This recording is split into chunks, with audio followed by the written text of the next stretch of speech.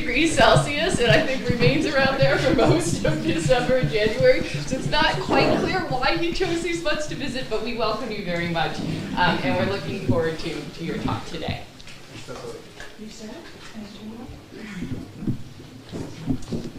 Thank you for the presentation, and thank you for accepting me to be visiting researcher at your center.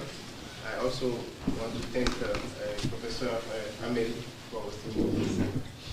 It's a pleasure to be here, and my presentation will try to exploring the paradox of intimate partner violence and increased contraceptive use in sub-Saharan Africa.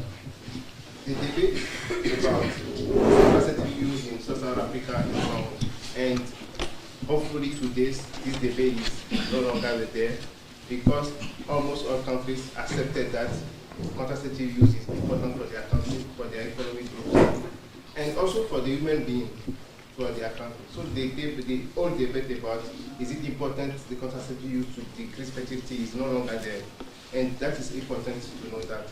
However, in many countries of Sub-Saharan Africa, the contraceptive use is still at very low level. Around 20% of reproductive age women are using contraceptive, modern contraceptive in Western Africa. And among that, you have only 8% of married women who are using modern contraceptive use. So it is important to understand the factor that explains that low contraceptive use in this context. Many studies have studied that, and today most of them are trying to assess the effect of gender inequality in the household or in the community to explain that fact. Another group of studies also recently tried to understand the effect of intimate partner violence on the human contraceptive use. It's important to focus on intimate partner violence because this type of violence have two main effects on women. By degrading their self-esteem, okay, women who are affected by IPV may not be able to be happy in their community, may not be able to discuss freely about contraception with their partner. And so women who are victims of IPV may not be able simply to use contraception with their partner. So this type of study is important to understand. And some studies in Sub-Saharan in Asia have demonstrated that women who are victims of IPV are also those who are not using contraceptive in this context. They are studied in India and in Bangladesh, who show that.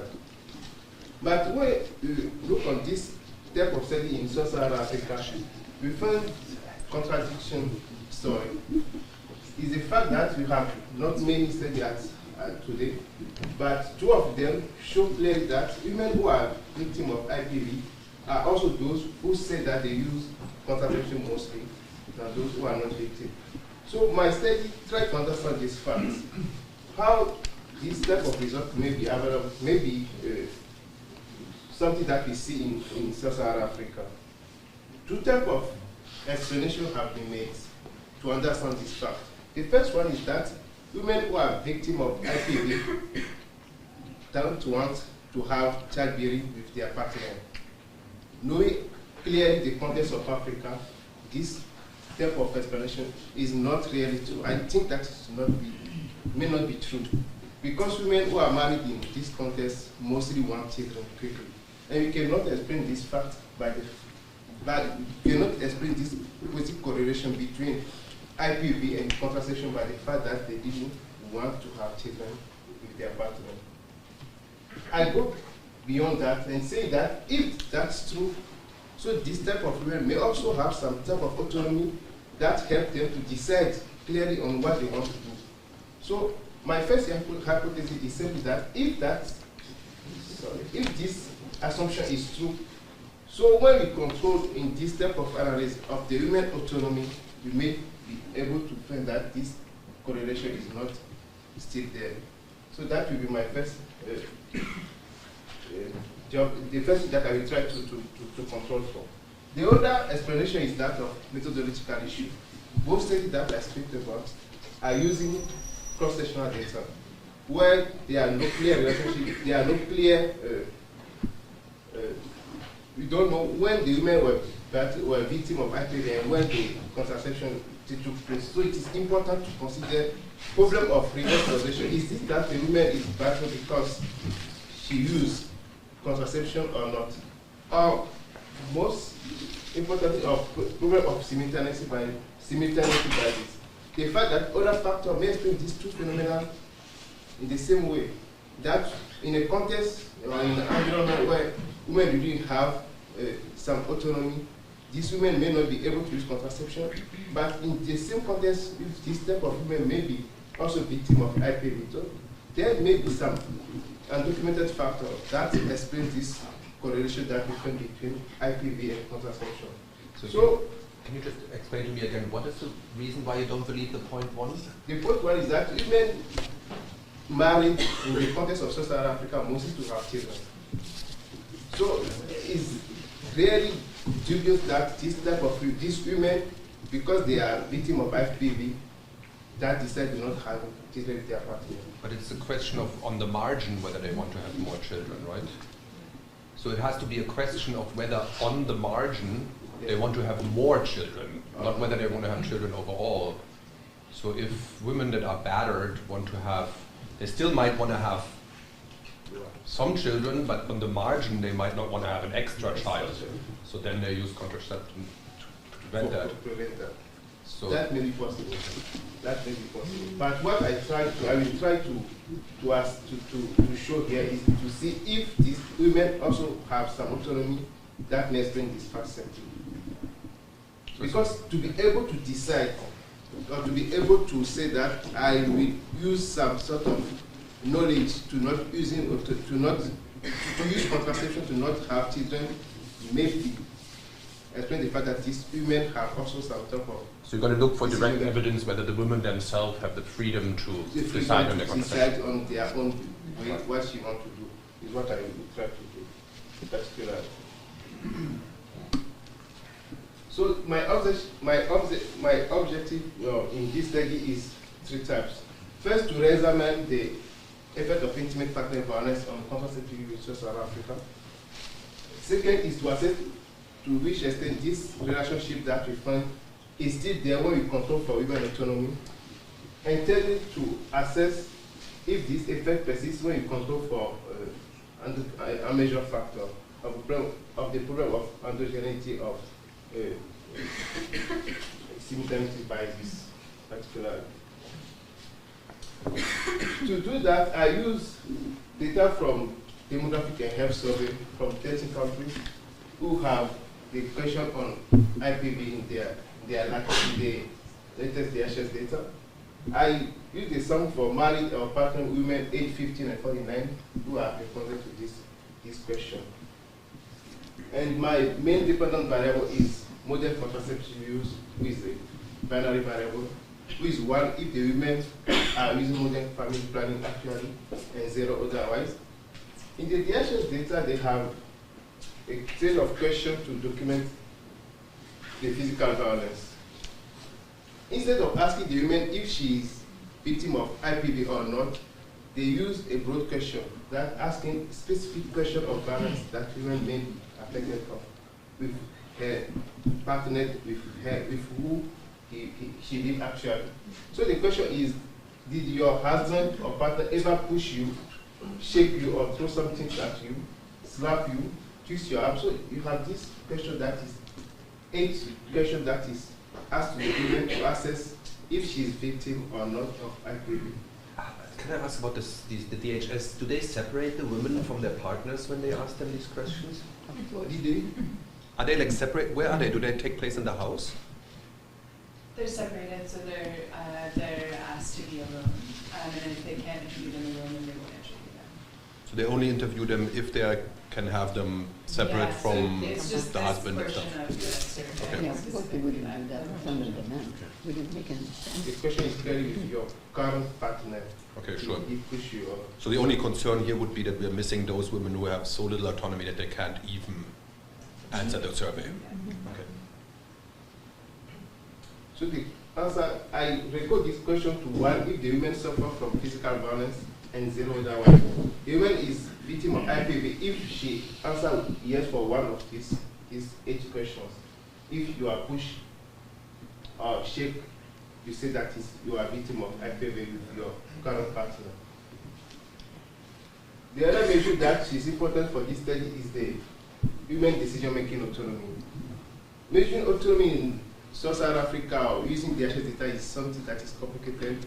We have 4 questions that try to assess that, especially that the question of who in your household, you or your partner or another person take decisions about healthcare for yourself, making major household pushes, making purchases for daily household needs or visit to your family or relative. So this question is also, all of this question is better the question yes or no. Is me or is my partner or is another person or together. So I combine together with my partner to work, and assuming that if the person take at least 3 decisions, this woman, I said that she is with high autonomy, otherwise with low autonomy. So it's a better variable that I create later, combining these 4 questions. Women who is with high autonomy is someone who takes at least 3 decisions in the household, and 0 otherwise. Yes. So if it's you and your partner, how are they classified? The question is what if it is you or you and your partner. But if the decision is 2 for another person, is 0. So for each specific question, we have 1, 0, 1, 0. 1 if the decision is 2 together with the partner of only with the women, and 0 otherwise. So the final you should have something like going from 0 to 4. 4 if the women participate to the decision, for all 4 decisions. But you code together if the woman made the decision alone versus if she did it with her partner. That's Yes. both classified as one. Well, yes. Okay. That is one thing that I did, but I will show other results where I do use the information alternatively by using simply saying that woman is with high autonomy if she takes only the decision, only the 4 decisions, she's with high autonomy, otherwise she's with low autonomy. Another thing that I do also is to use this variable as a continuous variable, saying that women who take this decision alone is with high autonomy, is come twice. I give you a mark 2. Women who take the decision with his partner with 1, and women who didn't participate to the decision to 0. So when I do that, you have. It also seems like that the very first one, the healthcare one, right, seems to be particularly salient here, right? For the question that you're evaluating. Yes. So it seems like you might want to break that out from the other ones. The healthcare question, right? Because the behavior that you're considering falls broadly into health. Okay. But and you're presumably get your contraceptions through healthcare, right? So it seems like that's a particularly important aspect here. But as you see, there are no much question in the DHS to really measure autonomy in this type of question. So is what I have done is that. The first question is contraception free, or how freely available is contraception? is no, you pay for the contraception. Is it very costly? Not so much for this contract. I think less than 50 cents you can have a contraception. And many associations also they give free contraception to population. And is it mostly condoms or what is it? Pill? What It's is all of them.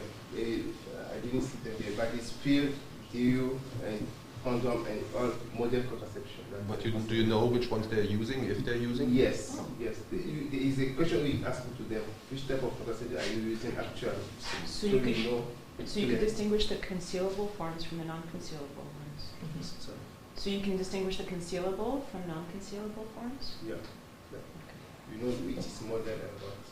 Because this question is specific to the So my first model that I estimate is using the probit model because my dependent variable is binary. So I estimate the contraception used, this form is the Latin form, so with the star here, to show that contraception is explained by the level of violence and other property that I control for in the database. And I estimate with that 2 models. The first model is where I didn't control for women decision autonomy in the database, in the model.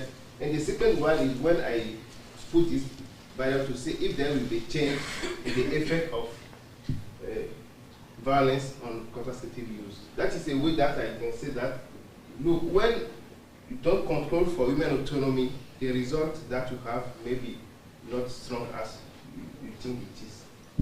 That is my first model that I estimate.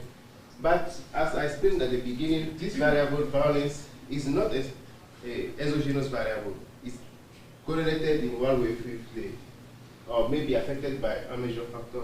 It's an endogenous variable, and we need to control this variable clearly in a simultaneous equation modeling approach, where we estimate not only the first equation, but another equation will explain the level of violence that women is suffer. The violence variable is also a binary variable, so I can use simply a big probability model to estimate this model. But this model is not, you cannot trust your result when you are not able to find what we call the exclusion variable, a variable that explains level of violence in the level of IPV, but doesn't explain contraceptive use in the human contraceptive use. What does it simply? To be able to estimate this model and be sure that the effect that you estimate of violence is net of endogeneity biases or net of methodological issue, you need to control to estimate this variable with some variable that doesn't affect the first equation. In the Diaction data, fortunately, there are some variable that is helpful to explain this, the level of violence that women may be affected by, but who doesn't affect the contraceptive use. One of these is if the partner consume alcohol. The fact that the partner use alcohol may affect that this partner battle her partner, but that the husband use alcohol or not may not affect contraceptive use, may not affect the fact that this partner. It seems to me just as plausible to affect contraceptive use as battering itself, right? I mean, I like you. It's not enough to say it may not. You have to make a strong argument that it will not. Will not affect the human contraceptive use. It will not. But are you I will serious? test that. How would you test that? You can't test that. It's an instrument. It's not testable. If I use this variable in this equation, I can see if this affects or not. It's not a very good way to test that, but yes, I can see that this variable, but alcohol consumption did not affect contraceptive use. So you go ahead. The instrument has to be orthogonal to violence. It has to be orthogonal to your error in the main variable, right? Given that violence is in there. So you can't test you can't throw it in and see whether it affects it or not, because if violence is in there, you shouldn't find any correlation with the instrument, right? But then you don't know, it's just not testable. You can't test this.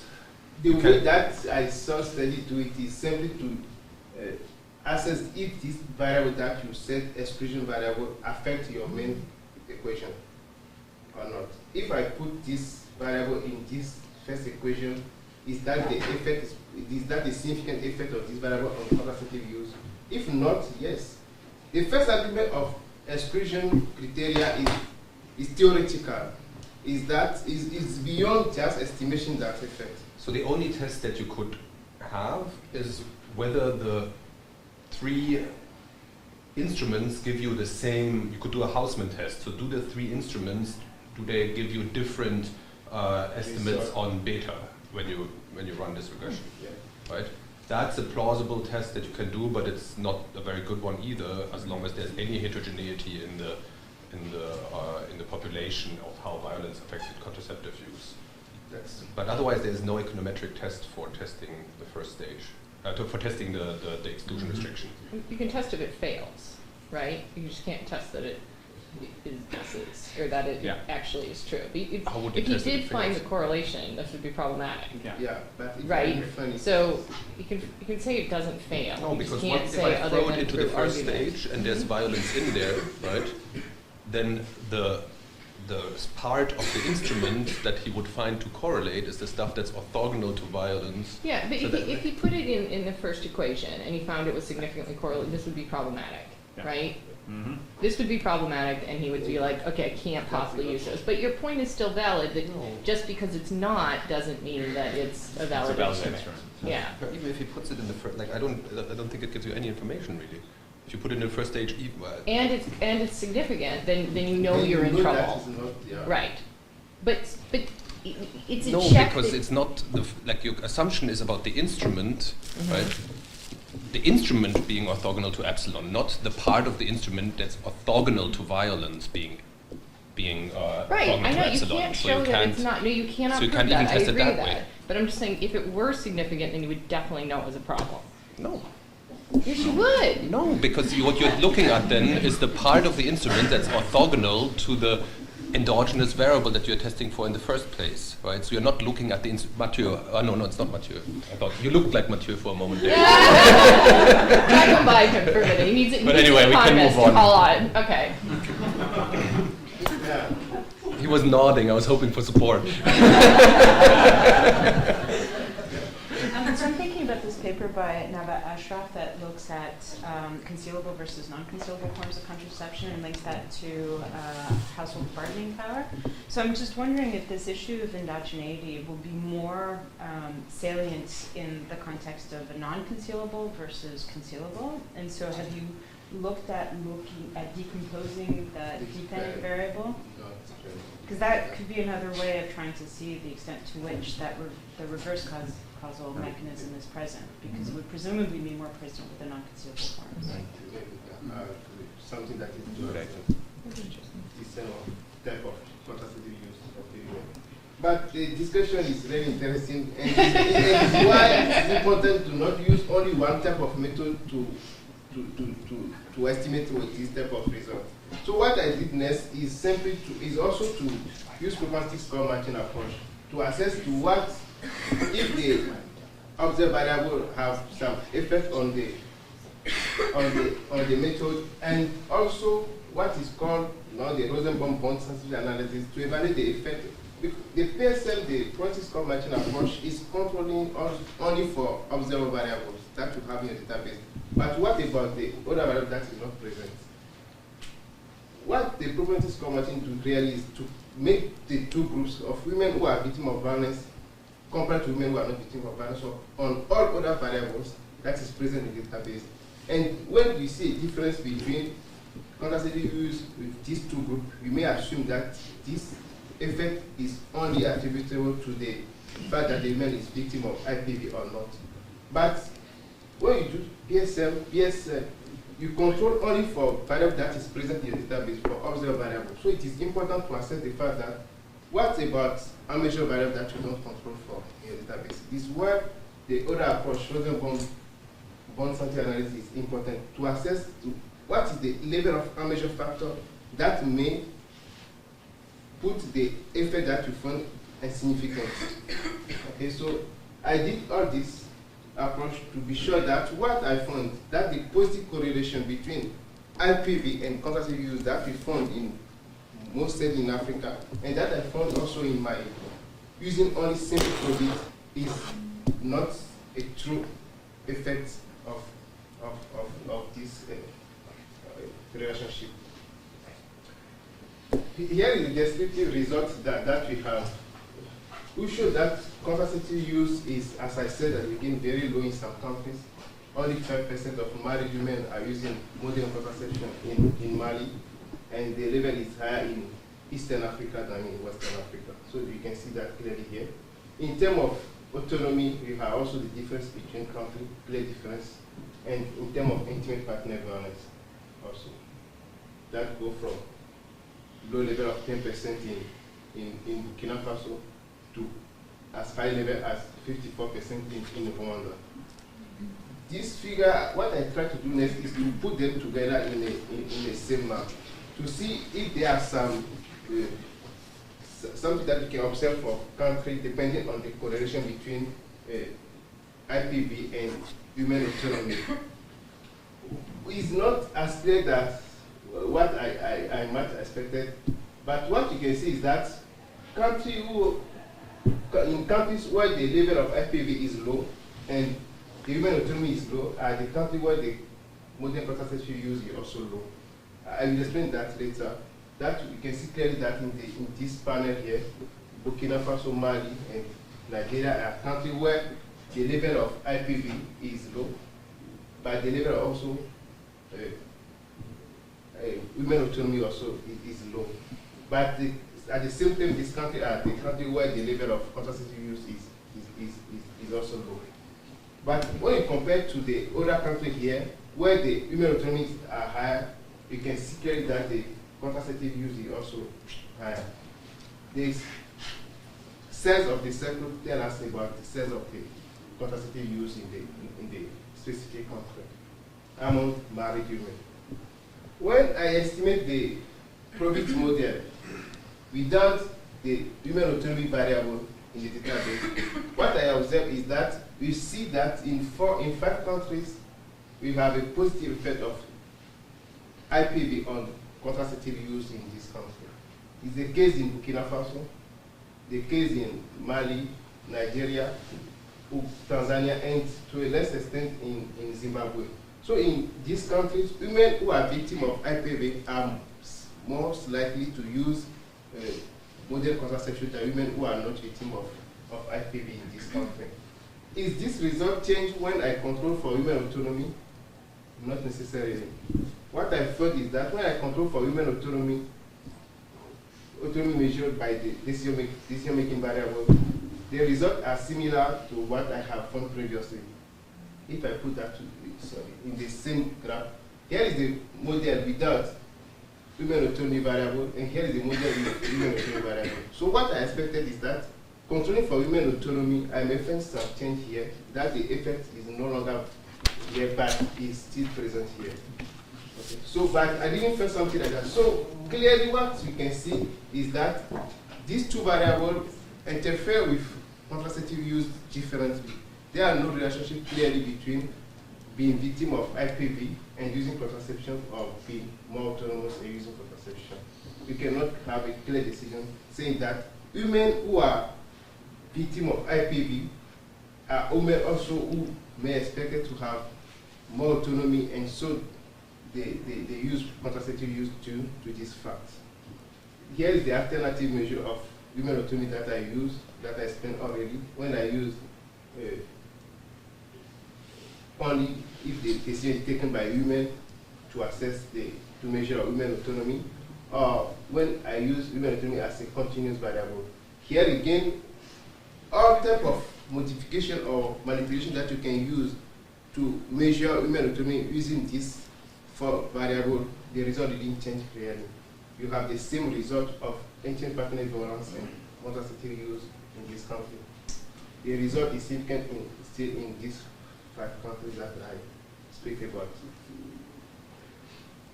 So, in terms of assessing the effect of IPV on contraceptive use, my result is similar to what we have from previous study as well, even if I control or not controlling for women autonomy. But what about a measure factor? What about the fact that undocumented variable that is not taken into account in this model? Is where it is important to use the bivariate of the B-probit model. What I found using this model is simply that in no one country we find a significant effect of IPV on contraceptive use. No one country. The significant result that we have previously disappear in all these countries. I test the validity of the instrument that I use by assessing their effect on the first equation, and these variables were not significant. So I am able to say that yes, but it significantly affected current IPV. So this casts some doubts on the previous results. Clearly that not that women who are victims of IPV are most likely to use contraception. This result is not present here, and that is something that is important because it's not simply observed variable that is important, but also a measure factor that you need to control for to be sure that what you are saying is important. In terms of the probability score approach that I use, here is the result of the PSM. It shows clearly that in 3 countries here, you see that the T is higher than 1.96, showing that women who are victims of IPV are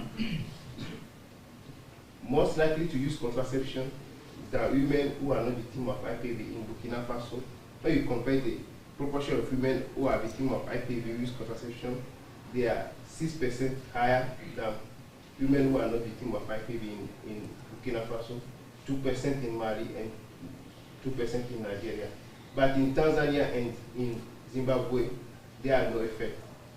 That is where you control for the observed variable, making the 2 groups similar on all the observed variables that we have. But here again, what about a measure factor? To what level this measure factor should be to affect the result that we have here? You can see clearly that the level of covariance, the level of a measure factor that we need for the effect of IPV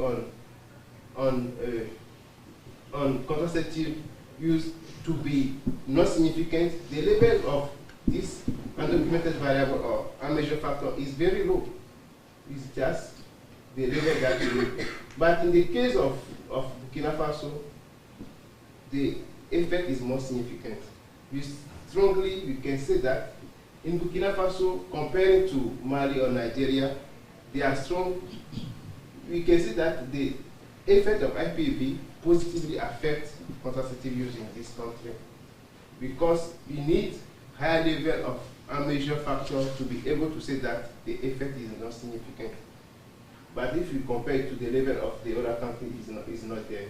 So to conclude this study, I said that do women who are victims of IPV use contraception to avoid pregnancy because they are more autonomous? I think is not true. You cannot say that here is in this study, because that is not the truth. When you control for women autonomy as a covariate, you didn't see any change of the effect of IPV on contraceptive use. But is the positive effect more likely to be spurious? Yes. When I use the Bay-Probit model, or when I use the PSM analysis, it shows clearly that this effect that we found in previous study, or when you use simple probit, assuming that the IPV variable is exogenous, is not true. So there are more probability that the effect is not as strong as it should be. What about in Burkina Faso? When you see the result of Burkina Faso, is simply that when you compare the level of IPV in this country to the neighbor country, the level is very low. Only 10% of women in Burkina Faso say that they are victims of IPV. It's a level that is very low compared to what you see in Mali or in Nigeria. So what I think is that the way that we measure IPV may be suspect. Is a face-to-face question that it asks to the women. So in environment where women didn't have many of them, in the context or neighborhood where women didn't have enough autonomy, they may not be able just to say that they are victims of IPV, because their context is that you didn't say something about it. Even if during the study they put many precautions to be sure that the question is really addressed to the women, and the women is only the one who is present to respond that. But you don't know. So the bias may be there in the measuring of IPV. The second problem is about the women autonomy is in sub-Saharan Africa. This question is mostly question that is used in South Asia or Asia countries. In sub-Saharan Africa, we didn't find a very good way to measure women autonomy in this context. There are many studies now who try to find another way to measure women autonomy, another type of measure for that. So it's important that we may have this type of measure also in sub-Saharan Africa. And most importantly, I think it is important to go beyond women autonomy at the household, to see what happened in the context, what happened in the environment where the women live. Is that maybe the most important factor that explains effect of IPV on contraceptive use in this context. It's not only that women is able to freely discuss or take decisions in the household, but what about the community where these women live? And that question, unfortunately, I cannot answer it with the DHS data that I have. Thank you so much for your question. Yeah, you can discuss now about everything, and I'm open to questions from. I have a couple questions. One small question is, do you have information on men's sterilization? Is that a common form of contraception all in these countries? In major contraception here, I didn't consider the sterilization. I take that over. That is because in some countries in Africa, the level of sterilization is very low, is very high compared to another country. That's the case in Zimbabwe, where women who are oil sterilization is very, very high. So I didn't consider that type of modern contraception in this case. I consider all form of reversive modern contraception. So presumably that, I mean, if those people are still in the sample, if those women are not using contraception, one of these other methods because their spouses are sterilized, that those, you could imagine a situation where that is biasing the results in the other way. But the question is addressed to the women to know if she is sterilized or if her husband is sterilized. So we know clearly that the women that I have here, their husband are not sterilized. Yes, the answer is clear that we know that these women, their husband, they are not sterilized. The other question is that we don't know when to place the sterilization. But we know that the women are using at the time of the survey contraception. But in terms of sterilization, we don't know when that takes place. So it's why it's important that I take that away from the study. Me? So on a similar line of the male sterilization, just and this is true of a lot of the research on use of contraception and family planning, is did you control for migration or how recently they've had sex? I mean, in a lot of these countries, 20% of the men may be gone, or the women are, they're not living together. They're away from each other, which is a very effective form of contraception. There's no real reason to be using anything during that time. You are right, but I didn't control for the fact that they are migration or they didn't live with their partner during the time of the study. For polygyny, simply for that, if the man has multiple partners, so maybe during the time of the study, the man didn't use nothing, simply because the man is not there. Unfortunately, I cannot control for that. Yeah. Did you exclude, so you're looking at exposure to physical violence, in your comparison group, do you have women who are exposed to sexual violence or to emotional violence, or did you just drop them out of this? I just used a physical violence here in this study. But the question about, maybe I'm wrong, but the question about sexual violence, I think is very close to my study. Where is sexual violence? You can not use sexual violence and use contraception, something like that. So it's why I was used to use this type of violence. I just concentrate the study to physical violence and not to other forms of violence. But clearly, yes, you can assess sexual violence with the DHS data. It's possible. I think there are some DHS surveys where they ask whether or not a woman's decision about contraception is something that she makes with her partner or without her partner. And so maybe you could look at the correlation between that kind of like autonomy around decisions about contraception and then these other measures of autonomy to see if they're kind of getting at the same kind of, you're interested in her autonomy to make contraceptive decisions. What would be some policy implications, or just at the ground level for Sorry? what would be some policy implications that you would, even though this is not a standard, but just the fact of increased access for contraception in South Africa, or in sub-Saharan Africa? Is that something that you consider again, or some implications at the ground level, or For this type of study. recommendations, or at the end something that you want to explore more? One thing is true is that you cannot just say that. It's not true that women who are victims of IPV are using more contraception than women who are not victims. That is one deposit that is important to know here. Previous studies failed to demonstrate clearly the correlation or the correlation between IPV and contraceptive use. As researchers, that is something that is important. But we need also to be aware of something. It's the fact that many policies try to improve women autonomy in Sub-Saharan Africa or many developing countries. At the same time, autonomy may have some bad correlation with IPV. Women who use their bargaining in the household, maybe also those who are most victim of IPV. So we need to see this fact as well in this type of policy that we need to implement. Not simply trying to affect women autonomy, but make sure that that will not be related later to violence to them. So it's very important to know this type of.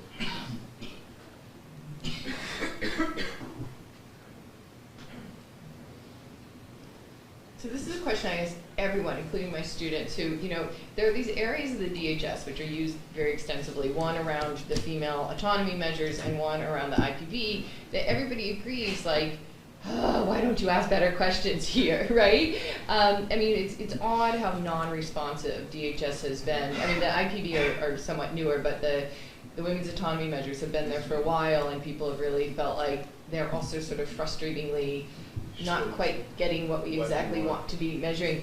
So if you could, do you have practical suggestions to DHS about how you would better ask questions about either women's autonomy and or IPV? Like what questions would have helped you the most to be able to better identify this relationship? I know it's a hard question, but actually I'm genuinely excited. Well, Lauren, feel free to chime in too, because I know you're grappling with similar issues about, it really is interesting to me that these major national surveys keep going into these, 35 countries every 5 years, asking the same questions that everyone's frustrated with, So what specifically do you wish they had asked, I guess, is... One thing that I said in this paper is simply that even the value that we have actually, if we change the way that people, that the women respond to this question, we make some change. It's not a question of a yes or no, but we may have what we call it, a scale question from 0 to 5. So it's able to use this type of question using factor analysis or factor analysis to measure clearly women autonomy. Women autonomy is a latent variable. It's not simply that the way I measure it here, yes or no, but you have methodology that is appropriate to measure this type of variable. But we cannot use this methodology because the question is not well framed, or the answer to this question is not well framed. If you have a scale question, that may be very important to measure clearly this type of question. And you have some study who put to the other form of question that is important to consider in the specific case of Sub-Saharan Africa. You have a study by Nice and another person who think that other form of question is important. But I think the discussion is going beyond. One type of question that is used previously is about who take the decision to cook in the household. But you find that discussion, you cannot ask that in Africa. So they take it out from the sample of questions that we have in the DHS today in Sub-Saharan Africa. You don't have a discussion anymore. But see that the questions that we have need to be improved. The question is, when you put some effort there, you take away some other question in the DHS data. Most people don't want to measure fertility and mortality and not other issues. But yes, you are right. You are right that they need more question in the case of Sub-Saharan Africa to measure clearly what we want and use the appropriate method to do this.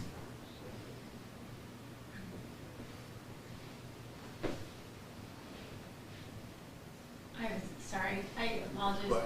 Go ahead. I misinterpreted this in the conclusion, but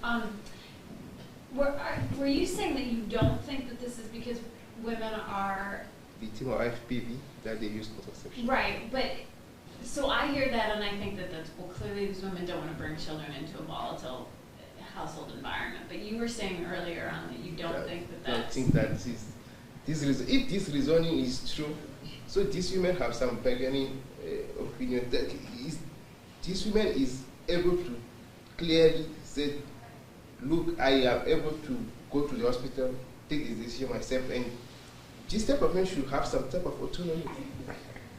When you consider this type of autonomy, the effect that you see may not be there. Simple. But that you control for women autonomy, again, did I control clearly for women autonomy here? I don't know, maybe so. In the same way, I'm not exactly saying strongly that is true. That is not what I did. Okay, so, but I cast some to say that this type of reasoning may not be true in the context of sub-Saharan Africa, where women marry to have children, and that is true, and they both balance in the context. When you control for other form of methodology here, we see clearly that this correlation is not present. Is not present. Yeah, I was just curious, I think I missed it, in terms of like the covariates that you were using and other independent variables, like do you see like, a clear pattern of like who are the ones that are being more autonomous or who are the ones that are being victims of violence? Because I guess, I mean, I don't know, I'm just wondering like how many children they've had already, for example. I would assume that, I mean, yes, you say that those who might be in a violent relationship are the ones that still want to have children, right? But I mean, it's very different if you already have 2 or 3 or 4. And it also depends on if you're, I don't know, at school or if you're like other like factors. So I was just wondering if you could talk a little bit about the determinants for both like violence, autonomy, and contraception use. I control for the variable of human education, number of children that the women have already in the database. I control for all these variables before I see that there are no effect of. But then, like, would it be just the fact that you have no effect of autonomy because that's already being explained by the other factors? So you don't have like maybe you see no effect of including autonomy because that's already being accounted for by the other factor that is maybe. And I still say the measure that I have for autonomy in this database is didn't give a strong proposition of what I want to say. Will I have a good measure of autonomy that I will say clearly here that this correlation is not dependent on women autonomy? But you don't know if the women told their partners that they have put an IUD or they're taking the pill, for example, right? They could still be autonomous making that decision without telling the partner because they're not violent. I don't know. I'm just trying to think of it.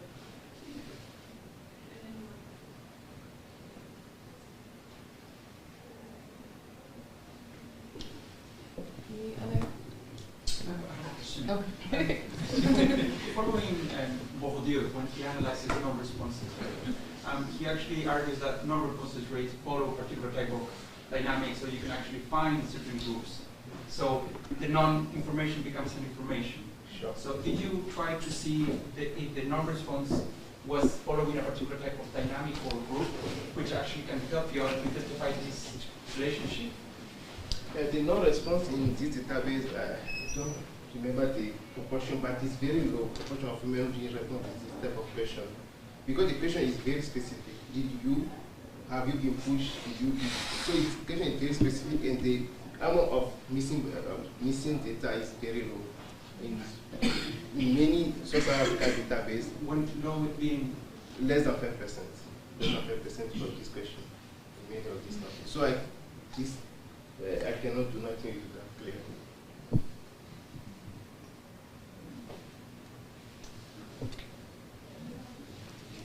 All right, great. Well, thank you all. We'll see you in the new year.